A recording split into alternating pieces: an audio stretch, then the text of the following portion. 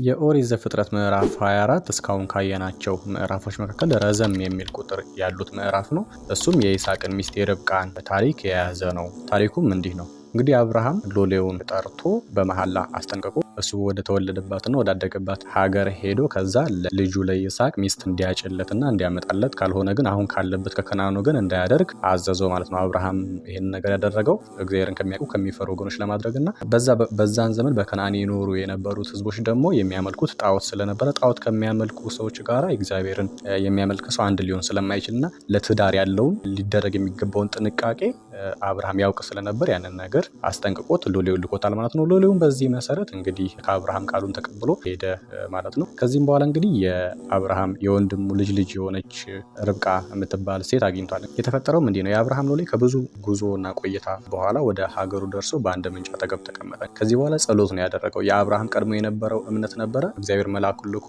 ያቃናልሃል ነገርህን በሙሉ ብሎ ነግሮት ነበረ በፍጹም እምነት። ከዚህም በኋላ እሱም ደግሞ ወደ ውሃ ምንጭ ከደረሰ በኋላ ደግሞ ጸሎትን አድርሷል። እሱ ምንድነው ከእግዚአብሔር ጋር ምልክትን ጠይቋል ማለት ነው። በዛ የነበሩ ሴቶች የሀገሩ ሴቶች ይመጣሉ፣ ውሃ ይቀዳሉ። ከዛ መካከል ውሃ ጠጪኝ ስላት ግመሎችንም አጠጣልሃለሁ ምትለኝ እሷ ለይስሐቅ ያዘጋጃት ሚስት ትሁን ብሎ ከእግዚአብሔር ጋር በልቦናው እየተነጋገረ በጸሎት እያወራ ሳለ ነገሩን እንኳን ተናግሮ ሳይጨርስ ርብቃ መጣች ማለት ነው። እሷን ካየ በኋላ ውሃ እንድታጠጣው ለመናት። እሷ አንተ ብቻ አይደለም ግመሎችህንም ጭምር አጠጣልሃለሁ ብላ በሚገርም ሁኔታ ርብቃ እሱንም ከሱ ጋር የነበሩ ሰዎችንም 10 ግመሎች ነበር ይዞ ሄደው 10ሩም ግመሎች እያተመላለሰች ውሃ ቀርታ አጠጥታለች ማለት ነው። እንግዲህ በዚህ ሰዓት የርብቃን ትህትና፣ ሰው ወዳድነትና እንግዳ አክባሪነትን በደንብ የምንመለከትበት ነው። ቀድሞ አብርሃም እንዴት ተጠንቅቆ እንደነበርና እግዚአብሔርን ርብቃ እንዴት እንዳዘጋጃት፣ አንድ ግመል ምን ያክል ውሃ ሊጠጣ ይችላል የሚለውን ነገር በደንብ መመርመር ነው። ከዚህ በኋላ እሷ ደግሞ 10 ግመሎችን እስኪረኩ ድረስ ደግሞ አጠጣልሃለሁ ማለቷ እንግዳ ወዳድ መሆኗን፣ ሰውን መውደዷና እንግዳውን ለማገልገል ምን ያክል ራሷን እንዳበረታች የምንረዳበት ነው።